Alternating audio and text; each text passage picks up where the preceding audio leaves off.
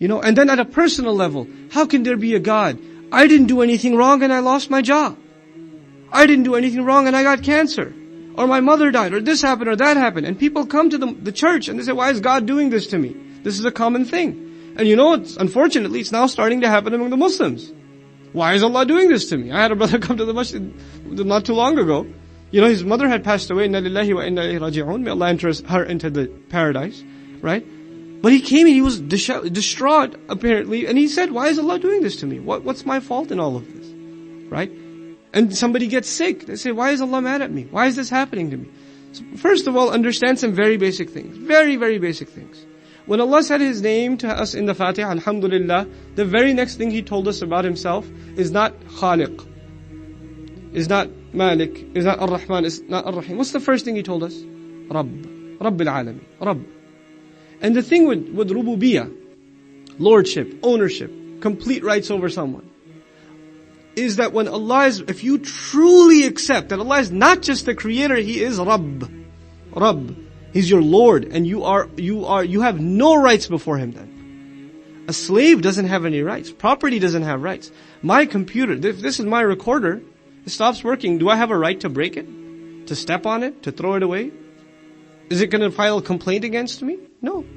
It's mine. I made it. Or if I bought it, it's my complete property. Now Allah not only created us, but owns us entirely, has rububiyyah over us. He's Al-Rabb. Did I pay for my hands? Did I pay for my eyes? I didn't. Did I pay for the kind of face I want? Or even though some deviated people do that nowadays. But did I decide what gender I'm gonna be? Did I decide how old I'm gonna be? What ethnicity I'm gonna be? Who my mother and father are going to be? Was any of this in my control? No. Now, Allah is the one who gave it to me. I didn't pay Him anything for it. And if Allah didn't give it to me, was I entitled to it? I wasn't entitled to anything. I didn't pay for anything. It's all been given to me. So the idea of God owing me, which is a very Christian concept nowadays at least, that God owes us somehow. Allah Azza wa Jal owes us nothing. Because He is what? Rabb. He's Rabb. He owes us nothing. He gives anyway. He's an amazing Rabb. He doesn't owe us, He still gives us.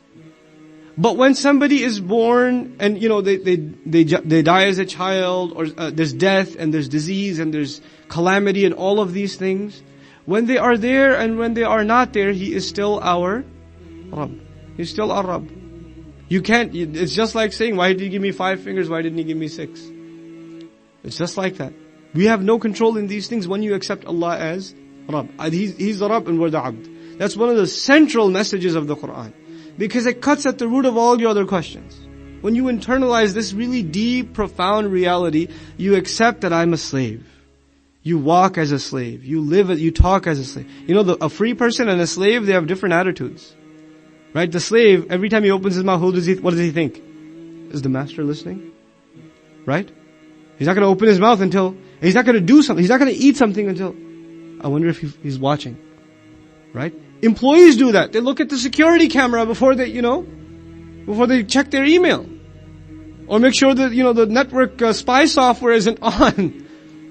Before they browse the web. We're that scared of other forms of mastery. Imagine if you accept Allah as Rabb. Everything you say, every step you take, every breath, everything you look at. يَعْلَمُ خَائِنَةَ الْأَعْيُنُ وَمَا تُخْفِي الصُّدُورِ. Right? That's the attitude of accepting Allah Azza wa Jalla as Rabb. He's the one who created you in this profound fashion. You think He just left you like that without a purpose?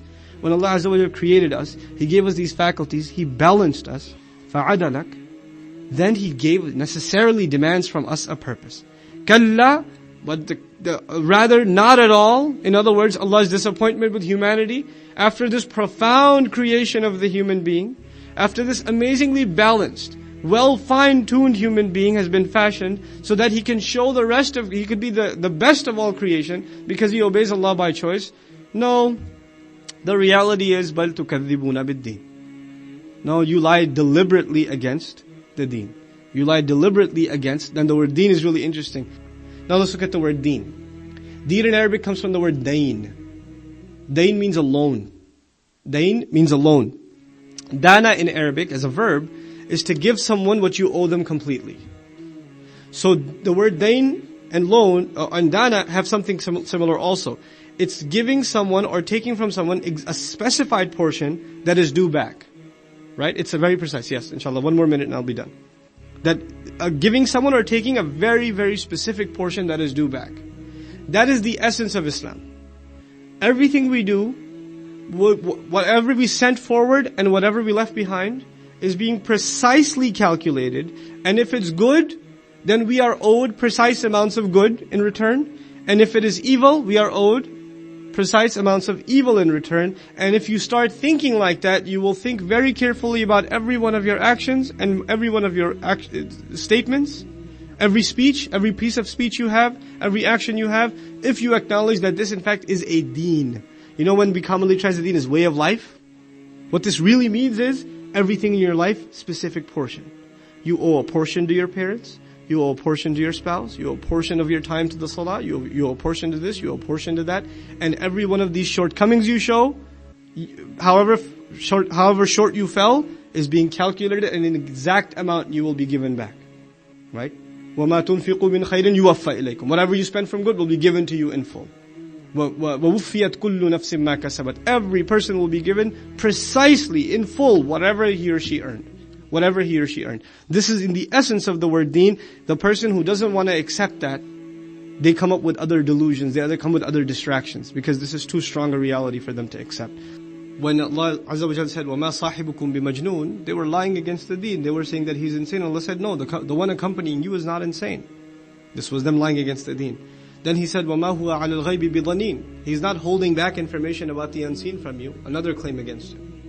Another claim against him. وَمَا هُوَ بِقَوْلِ شَيْطَانِ الرَّجِيمِ. That this is the word of shaitan. So here, بَلْ تُكَذِّبُونَ بِالدِّينِ. Now, you better know the consequences of lying against the deen. This is not something you can just say and get away with.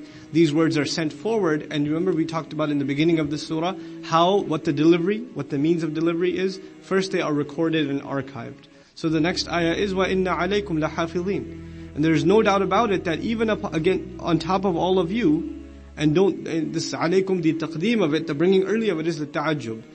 That don't be surprised that even on you, there are guardians, hafilin. And our concept of guardian angels is not like the angel, the Christian. So I'm gotta qualify that word guardian first. In all of these surahs, there's been mention of angels. The most comprehensive mention began in Surah An-Naba. يَوْمَ يَقُومُ الرُّوحُ وَالْمَلَائِكَةُ صَفًّا لَا يَتَكَلَّمُونَ. The day on which the ruh, meaning Jibreel alayhi salam, and all of the angels will be standing in rows. That's all of them. Comprehensive mention. Then the next surah, النَّازِعَاتِ غَرْقًا. The ones who yank out, and as majority of Mufassirun said, they yank out the soul from the body. Remember? In the next surah after that, we found the angels that record the revelation. Right? Safara, kiramin barara. Right? بِأَيْدِي سَفَرَةٍ كِرَامٍ بَرَرَةٍ. These are the noble angels that record the revelation.